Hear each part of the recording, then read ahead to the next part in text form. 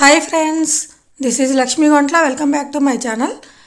నేను ఈరోజు గిద్దలూరు దగ్గరలో గల అంటే ఒక 3 కిలోమీటర్స్ దూరంలో గల నరవ శ్రీ లక్ష్మీ నరసింహస్వామి బ్రహ్మోత్సవాలకు వచ్చాను. చూడండి, ఇక్కడంతా సందడి సందడిగా ఉంది. బయట షాప్స్ అన్నీ పెట్టారు. పిల్లలు పెద్దలు బాగా పర్చేజ్ చేస్తున్నారు. ఇదే నరవ నరసింహస్వామి టెంపుల్. నరసింహస్వామి అంటే ఆల్మోస్ట్ ఎక్కడైనా కొండపైన ఉంటాడు కదా, ఇక్కడ కూడా కొండపైనే ఉన్నాడు. బాగా మెట్లు ఉన్నాయి. ఏజ్డ్ వాళ్ళైతే ఎక్కడం కష్టమే. 70 బిలో అయితే ఇబ్బంది లేదు. మెట్లన్నీ చాలా ఉన్నాయి. చూడండి, పైన కొండపైన స్వామి ఉన్నాడు. బ్రహ్మోత్సవాల సందర్భంగా టెంపుల్ అంతా డెకరేట్ చేశారు. లైటింగ్స్ పెట్టారు. టెంపుల్ మొత్తము చాలా కాంతివంతంగా చాలా అద్భుతంగా కనిపిస్తుంది. చూడండి, ఇక్కడి నుంచి మెట్లు ఎక్కుతూ పైకి వస్తే స్టార్టింగ్లో మనకి వినాయకుని టెంపుల్ ఉంటుంది. ఇదే వినాయకుని టెంపుల్. ఇక్కడ మనకు వినాయకుడు దర్శనం ఇస్తాడు. ఇక్కడ వినాయకుడిని దర్శనం చేసుకొని మళ్ళీ స్టెప్స్ ఎక్కి పైకి వెళ్ళాలి. చూడండి, మా వారు వెళ్తున్నారు కదా, ఇలా స్టెప్స్ వెళ్ళి పైకి వెళ్తే ఇక్కడ మళ్ళీ ఒకటి నరసింహస్వామి అఖండ జ్యోతి వెలుగుతూ ఉంటుంది. ఇక్కడ దర్శనం చేసుకొని మళ్ళీ పైకి వెళ్ళాలి.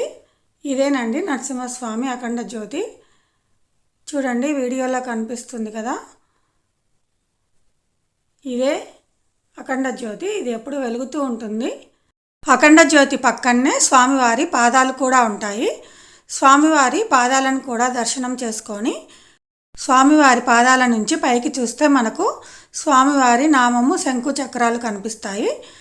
వీటిని కూడా దర్శనం చేసుకొని మళ్ళీ బయటికి వస్తే మళ్ళీ మెట్లు ఉంటాయి. చూడండి, ఇక్కడి నుంచి మనము బయటికి వచ్చామంటే ఈ విధంగా మళ్ళీ మెట్లు ఉంటాయి. మళ్ళీ పైకి ఎక్కాలి. కొద్దిగా దూరం మెట్లు ఎక్కిన తర్వాత మళ్ళీ మనకి అక్కడ నవగ్రహాలు కనిపిస్తాయి. చూడండి, ఇదే నవగ్రహ మండపము. కరెంటు లేదు, అందువలన చీకటిగా ఉంది. నవగ్రహాలు కనిపిస్తాయి. తర్వాత మళ్ళీ మెట్లు ఎక్కి పైకి వెళ్తే మనకు నరసింహస్వామి ఆలయం కనిపిస్తుంది. పైనుంచి వ్యూ చూడండి, ఊరు మొత్తం కనిపిస్తుంది. అంటే అంత పైన ఉందన్నమాట స్వామివారి టెంపుల్. ఇక్కడ నుంచి వ్యూ చూస్తే చాలా బాగా ఉంటుంది. మెట్లు ఎక్కి టెంపుల్ దగ్గరికి వచ్చేసామండి. ఇదే శ్రీ లక్ష్మీ నరసింహస్వామి ఆలయము. టెంపుల్ దగ్గర నుంచి చూస్తే మనకు కొండ కనపడుతుందండి. ఇదే మెయిన్. దీనిని నరవకొండ అంటారు.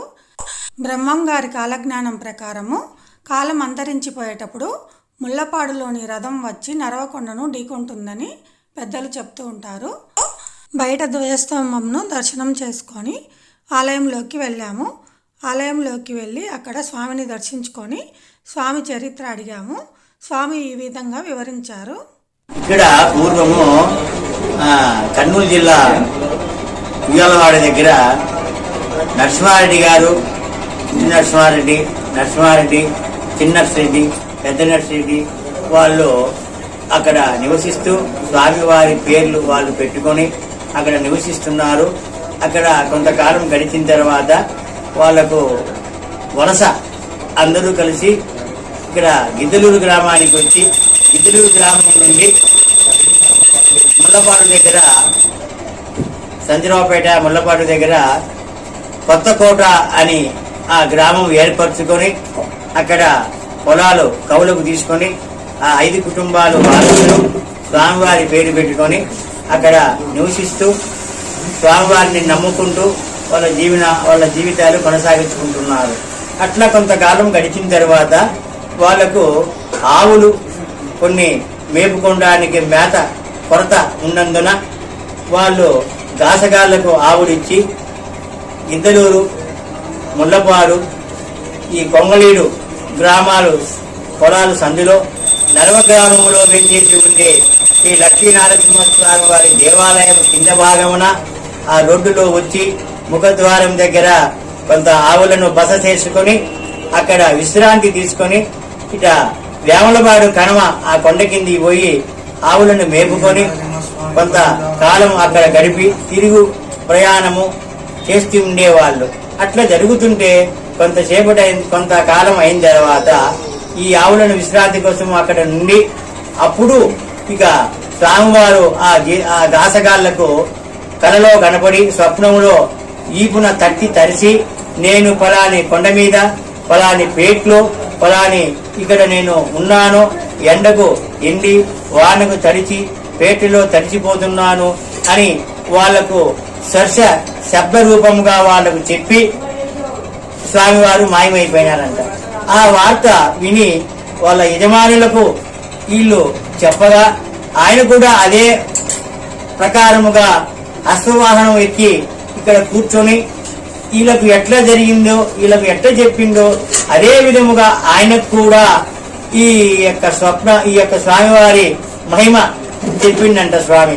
అప్పుడు ఆయన ఇంటికి పోయిన తర్వాత వాళ్ళందరినీ అన్నదమ్ములను అందరినీ పిలుచుకొని వచ్చి ఇక్కడ కొండ మీదకి వచ్చి ఈ యొక్క నాగజముడు కంప ఇంప అన్ని నిండి ఉంటే వాళ్ళకు శబ్దస్వరాలు వినపడి ఆ పేటు తవ్వుతుంటే తవ్వగా వచ్చిన పేటిలోనే ఈ స్వామివారి ఉద్భవించి అప్పుడు అందరూ నమస్కారం చేసుకుని ఇక వాళ్ళు కొంతకాలము ఇక్కడ గుడి కట్టాలి అనే సంకల్పం చెంది వాళ్ళ చేతుల మీదుగా ఈ యొక్క స్వామివారి గుడి ఏర్పాటు చేశారు. అటు తర్వాత కొంతకాలము వాళ్ళే మేనేజ్మెంట్ గా చేసి కొంతకాలము స్వామివారు ఇక గుడి కట్టి అంతా బ్రహ్మాండంగా తయారు చేశారు. అప్పుడు మా జేజనాయన మా నాన్నగారు మా ముత్తాత గారు ఇక్కడ అర్చకత్వం చేస్తున్నారు. వాళ్ళ పరిమాణం తర్వాత వాళ్ళు అయిన తర్వాత ఇక మా జేజనాన్న గారు మా నాన్నగారు నాగామాంశ కూడా ఇక్కడే జరుగుతుంది.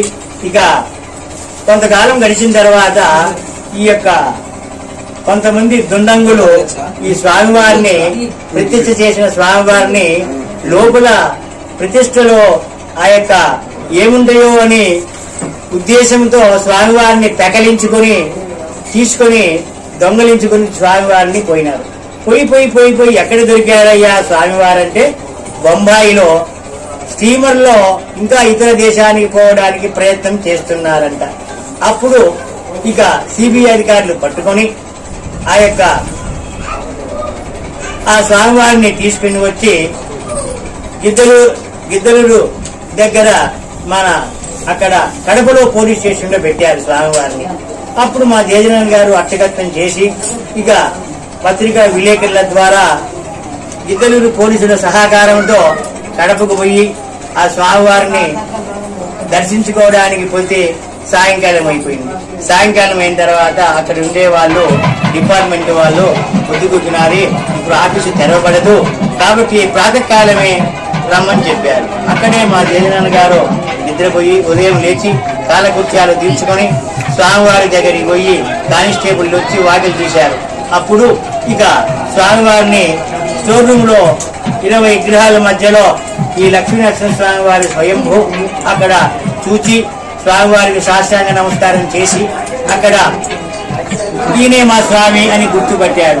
అప్పుడు సిఐ అధికారులు కూడా ముక్కు మీద వేలు వేసుకొని స్వామి 20 విగ్రహాలలో మీ స్వామి నువ్వు ఎట్లా కనుక్కున్నావు అని ఆయనకు ఆశ్చర్యమైంది. ఈయననే మేము కనుక్కొని ఈయనకు మేము సేవ చేసుకుంటూ అర్చకత్వం చేస్తున్నామని చెప్పి కడప నుంచి తీసుకుని వచ్చి గిద్దలూరు స్టేషన్ లో పెట్టారు స్వామివారిని. అక్కడ గిద్దలూరు స్టేషన్ లో కూడా పోలీస్ స్టేషన్ పరిధిలో కొన్ని సంవత్సరాల పాటు అక్కడే ఉన్నారు. ఉండిన తర్వాత గ్రామస్తులు అందరూ ఉభయులు అందరూ ఏకమయ్యి స్వామివారిని ప్రతిష్ఠ చేసుకుందాము, పునఃప్రతిష్ఠ చేసుకుందాము అనే ఉద్దేశంతో అందరి స్వామివారి స్వప్నం అందరికీ భక్తులకు అందరూ కలిసిపోయి పలాని సంవత్సరంన 1974-73 సంవత్సరమున మళ్ళీ స్వామివారిని గిద్దలూరు నుంచి తీసుకుని వచ్చి జీర్ణోద్ధార ప్రతిష్ఠ గావించారు. అప్పటి నుంచి స్వామివారికి పూజలు పునస్కారాలు అవన్నీ జరుగుతున్నాయి. స్వామివారు ఇక ప్రతి నిత్యము నిత్య నైవేద్యము దీపారాధన దీపారాధనతో స్వామివారి పూజా కార్యక్రమాలు జరుగుతున్నవి. ఇక అట్లా ఈ స్వామివారి చరిత్ర విన్నారు కదా ఫ్రెండ్స్. స్వామివారి చరిత్ర గురించి ఉయ్యాలవాడ నరసింహారెడ్డికి స్వప్నంలో ఎలా కనిపించింది, ఇక్కడ ఎలా వెలిసింది అంతా కూడా అర్చక స్వామివారు మనకు చాలా బాగా వివరించారు. ఇక్కడ ఫిబ్రవరి 27వ తేదీ నుంచి మార్చి 6వ తేదీ వరకు బ్రహ్మోత్సవాలు జరుగుతున్నాయి.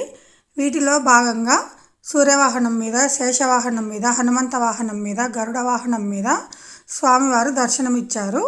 అలాగే గజోత్సవం కూడా నిర్వహించారు, రథోత్సవం కూడా నిర్వహించారు. అశ్వవాహనం మీద స్వామివారు దర్శనమిచ్చారు. 27వ తేదీ స్వామివారికి కళ్యాణం నిర్వహించారు. తర్వాత అగ్గిసేవ, రథోత్సవము, ఉంజల్ సేవ ఇవన్నీ కూడా ఆలయం వారు, కమిటీ వారు చాలా ఘనంగా నిర్వహించారు.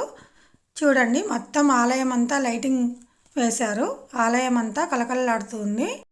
ఈ ఆలయంలో మనం గుర్తుపెట్టుకోవాల్సింది ఒకటేనండి, ఆలయంలో స్వామివారు మనకు డైరెక్ట్గా కనిపించరు, మన రైట్ సైడ్ ఉంటారు. స్వామివారు డైరెక్ట్గా కనిపించరు కాబట్టి ఎదురుగా అద్దం పెట్టారు. అద్దంలో నుంచి మనము లక్ష్మీ అమ్మవారిని, నరసింహస్వామిని చూడవచ్చు.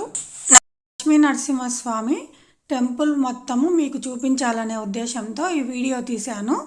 అంతేకాకుండా స్వామివారిని అడిగి మీకు నరసింహస్వామి చరిత్ర కూడా వినిపించాను. ఈ వీడియో మీకు నచ్చితే ఒక్క లైక్ కొట్టండి, మీ గ్రూప్స్లో షేర్ చేయండి. అంతేకాకుండా మీ స్టేటస్లో కూడా పెట్టుకోండి. ఈ వీడియో మీకు నచ్చితే సబ్స్క్రైబ్ చేసుకోండి. కొత్త వాళ్ళు ఎవరైనా చూస్తుంటే నా ఛానల్ని సబ్స్క్రైబ్ చేసుకోండి.